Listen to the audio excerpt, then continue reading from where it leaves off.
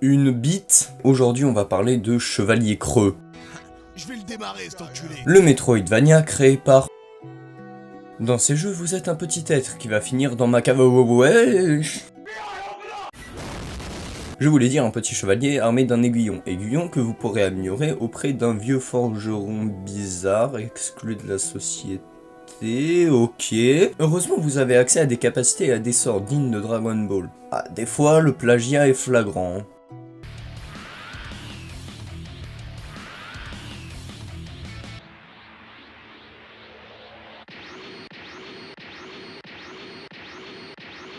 L'obtention de ces pouvoirs donne un réel sentiment de progression, d'autant que le jeu est dur. Je vous vois venir avec vos... Alors déjà, étant un big fan de Souls-like, non, tu ne connais pas la difficulté. Surtout, moi, je joue clavier. Et oui, ma bite, car apparemment, jouer manette, c'est mieux. Et ça, je l'ai appris quand j'ai demandé une touche à un pote. Et ça s'est à peu près passé comme ça. C'est quoi déjà la touche pour la carte? LB. LB. Mais je joue sur clavier. Mais bon, on tient le coup, hein. Le jeu est tellement poussé qu'il a supprimé toutes les données de ma première partie. Puis la deuxième. Mais il fallait que je finisse ce jeu. Pour vous. Pour cette vidéo. Pour mon ego.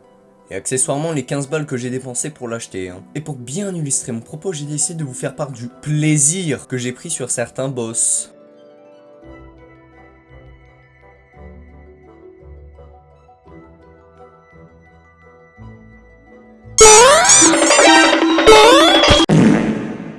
Huh? Huh?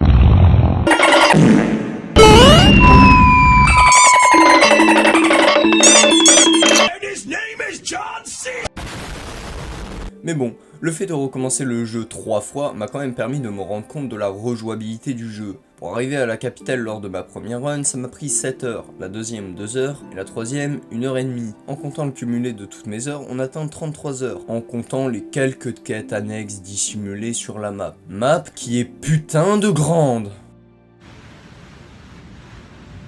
Énorme. Heureux de voir que la taille gigantesque de la map a permis une grande variété de zones qui restent cohérentes entre elles, avec des arrière-plans généreux et des éléments du décor qui peuvent venir à vous. Après, il y a des zones...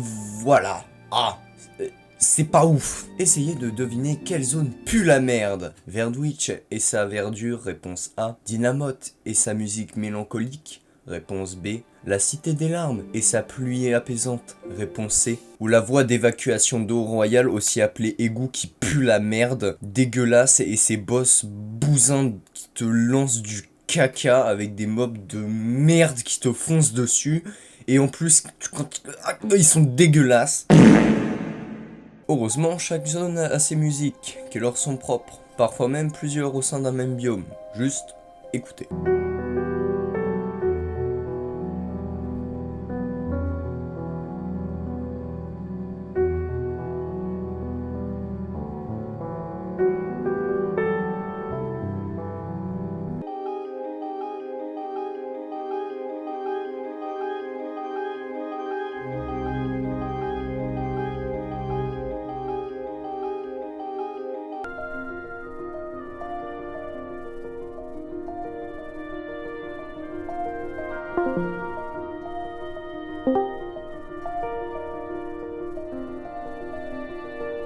Au sein des zones, vous trouverez divers personnages, plus ou moins intéressants et bizarres.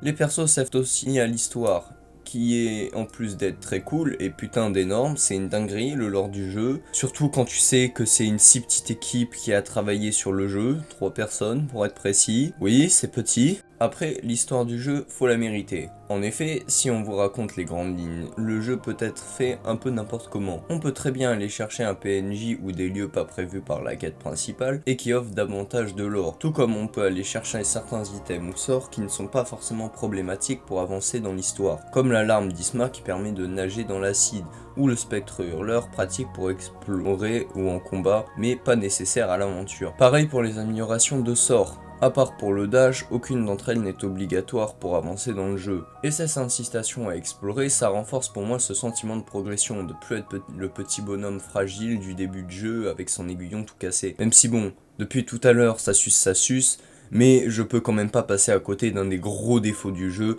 son intuitivité. Alors je dis pas que le jeu devrait nous prendre par la main, au contraire ça nuirait à l'exploration, mais les items à obtenir ou comment les obtenir, ça c'est pas clair. Genre te trouvant devant un jump et pas savoir comment passer, alors tu comprends qu'il faut un item spécifique, hein, mais tu sais pas où le chercher, et au vu de la taille de la map tu vas pas te casser le cul. Ça m'est arrivé plusieurs fois durant l'aventure de finir un objectif et de pas savoir quoi faire, pas savoir où aller, qu'est-ce que je devais aller chercher, et de juste me retrouver là comme un con au beau milieu de la map à me demander ce que je devais faire et à aller sur le wiki. Après, alors certains me diront que c'est un Metroidvania et que c'est normal, mais non, justement, un peu d'indication ou au moins des indices, surtout quand on sait que le jeu a plus de 51 persos en comptant les DLC, ça aurait pas fait de mal. En tout cas, hâte de jouer à Silksong.